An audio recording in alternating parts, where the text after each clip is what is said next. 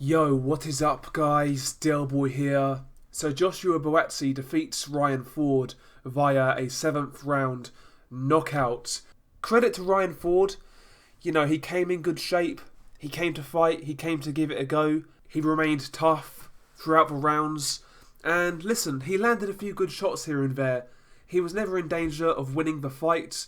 But, he wasn't there to make up the numbers either. So fair play to Ryan Ford for actually coming to give it a go. And, he highlighted a few defensive flaws in Joshua Buatsi. Don't get me wrong, Buatsi was always in control. He pretty much won every single round, but he was shipping a few shots here and there, and that is obviously something Buatsi needs to tighten up on going forwards. But ultimately, I would describe this performance from Buatsi as workmanlike and efficient. Good punch selection, varying the shots from body to head.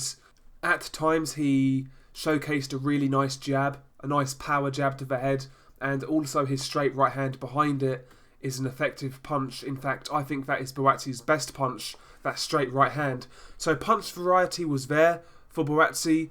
He showed some nice combinations, some nice shot selection. That side to his game has always been impressive to me, and he showed that in this fight. He was also poised and calm as always. So there were positive, parts of this performance for Joshua Buatsi. But I've got to say, like I mentioned earlier, defensively, he was getting caught when Ryan Ford was throwing with Buatsi. He was tagging Buatsi with silly shots. And also, at times, it looked like Ryan Ford had got used to the artillery of Buatsi, and he was actually expecting what was coming back, and maybe a bit more creativity in Buatsi's offense to set his shots up, maybe a few more feints, maybe more variety with the jab is needed going forwards. I'd like to see Buatsi vary that jab from body to head, change levels with it, give his opponents more things to think about.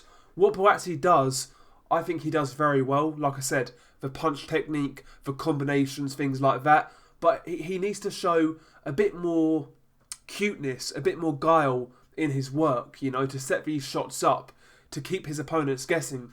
Because despite Buatsi being fairly technically sound and, quite technical, at times he is a little predictable. So in terms of offense, like I say, a bit more cuteness, in my opinion, is needed going forwards. And defensively, I'll go back to it. I've got a feeling Buatsi could come unstuck when he fights a guy who is willing to trade with him. A puncher who's willing to trade with him. I know it's very early in Buatsi's career, but what I'm saying is, someone like Beterbiev, for example, in my opinion, would be an absolute nightmare for Joshua Buatsi right now. Honestly, I believe someone like Beterbiev would be a nightmare for Buatsi. When he's throwing with Buatsi and those shots are finding the target like Ryan Ford's were, I don't think it's going to end well. And also straight punchers who can move. Buatsi, when he loads up, when he kind of goes through the gears and lets go of combinations, he squares up, and a lot of his combinations are wide. He'll throw wider shots, and he'll do this while setting his feet. So against a straight puncher, the straight punches are always going to get there first. So guys like Buatsi and Kovalev, again, I think these guys stylistically are a nightmare for Joshua Buatsi, and these guys can move as well. For Buatsi to let go of his combinations to land, he needs, in my opinion, a stationary opponent. I wonder how Buatsi's going to look when a guy gives him a bit of movement, or keeps him at range, or uses long punches. Don't get me wrong, 12-0, Buatsi looks good. He's certainly one of the best talents in the light heavyweight division in terms of prospects.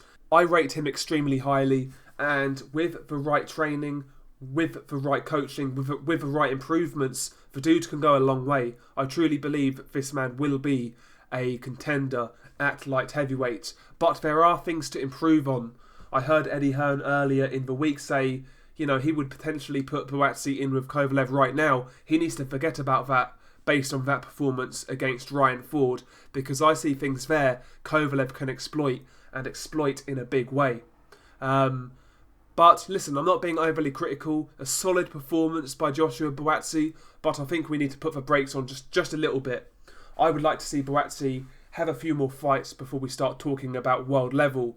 Maybe someone like Sullivan Barrera next would be a good shout. Even Kara Murat, Enrico Colling, Dominic Bozel, all of these type of guys I think would be good opponents for Joshua Buatsi. But yeah, very good prospect, a solid performance. But listen, when you talk about Buatsi, we need to talk about him in context of the division he's in. And the light heavyweight division is full of killers. And I see quite a few flaws defensively in his game going forwards. We will see. We will see. But he moves to 12-0 with 10 knockouts. Certainly one of the best prospects in the UK. Like I said, I'm not writing him off. I'm just saying what I see needs to be improved. Just a bit more cuteness, like I said, in his offense, and he needs to be more sound defensively. A bit more head movement. Try not to leave the pocket in a straight line. Try not to back up in straight lines. Things like this. But still, a solid performance from Joshua Buatsi, in my opinion. Like I say, won all the rounds, was workmanlike throughout, was always in control, and he finished the fight well in the 7th round with some nice body work. Dropped Ryan Ford with a body shot. Well, I think he put him over with a shot to the head, but it was the body shot that really hurt him. Good finish from Buatsi, and that's one thing I will actually say. In terms of finishing instinct, Buatsi really has that in abundance. When he's got a guy hurt, he's a really good finisher. He does a great job of not smothering his work. He'll give himself space. He'll change levels from body to head. And for me, that's one of the most impressive aspects of his game. So listen, not all doom and gloom. Don't get that impression. I'm just, trying to give a full picture instead of just blowing smoke and saying this guy's amazing, But that's just my opinion. Share your thoughts below. Peace.